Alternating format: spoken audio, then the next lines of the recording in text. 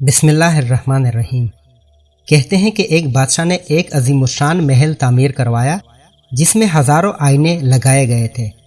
محل چونکہ نیا تعمیر ہوا تھا اس لیے اس میں بادشاہ نے رہائش اختیار نہیں کی تھی۔ ایک مرتبہ ایک کتا کسی طرح اس محل میں جا گھسا۔ رات کے وقت محل کا رکھوالا محل کا دروازہ بند کر کے چلا گیا، لیکن وہ کتا محل میں ہی رہ گیا۔ اس نے جب چاروں جانب نگاہ دوڑائی تو اسے چاروں طرف ہزاروں کی تعداد میں کتے نظر آئے۔ اسے ہر آئینے میں ایک کتا دکھائی دے رہا تھا۔ اس نے کبھی بھی اپنے آپ کو اتنے دشمنوں کے درمیان پھنسا ہوا نہیں پایا تھا۔ اگر ایک آدھ کتا ہوتا تو وہ شاید اس سے لڑ کر جیت بھی جاتا، لیکن اب کی بار اسے اپنی موت یقینی نظر آ رہی تھی۔ وہ جس طرف آنکھ اٹھاتا اسے کتے ہی کتے نظر آتے تھے۔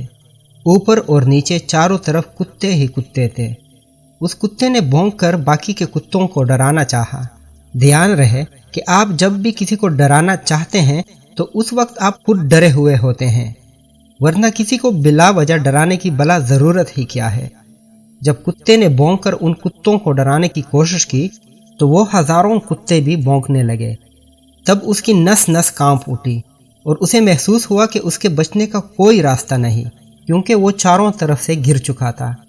آپ شاید اس کتے کا درد ٹھیک سے سمجھ نہیں پائیں گے۔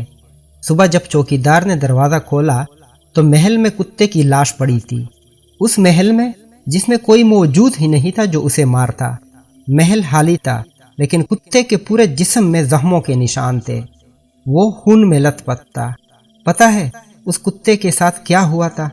خوف کے عالم میں وہ کتا بھونکا، جھپٹا، دیواروں سے ٹکرایا اور مر گیا۔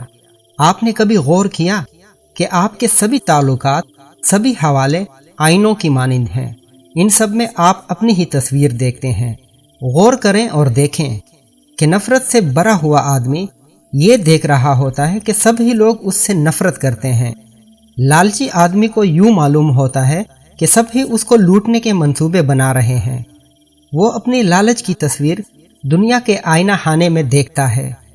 شہوانیت کا مریض سوچتا ہے کہ ساری دنیا اسے جسم پرستی کی دعوت دے رہی ہے۔ آپ جو کچھ بھی ہیں وہی کچھ آپ کو اپنے چاروں طرف دکھائی دیتا ہے۔